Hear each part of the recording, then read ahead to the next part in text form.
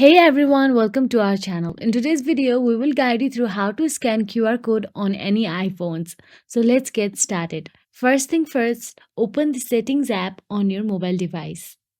Now simply scroll down and tap on Camera icon.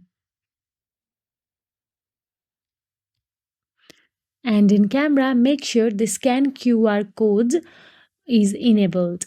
If it is disabled, then enable it. After you enable it, let's go and check your QR code is working or not. Then simply go to the camera. Then tap on the camera icon and keep the QR code within the camera frame until your iPhone recognizes it. And if a QR is detected, you can see an associated link or content. So depending on the type of QR code, you may be prompted to take further action. Now, if you don't have iOS 11 or later, then simply go to the App Store and tap QR Reader for iPhone and download it. QR Reader for iPhone is a highly rated QR code scanner app that allows you to scan QR codes quickly and easily.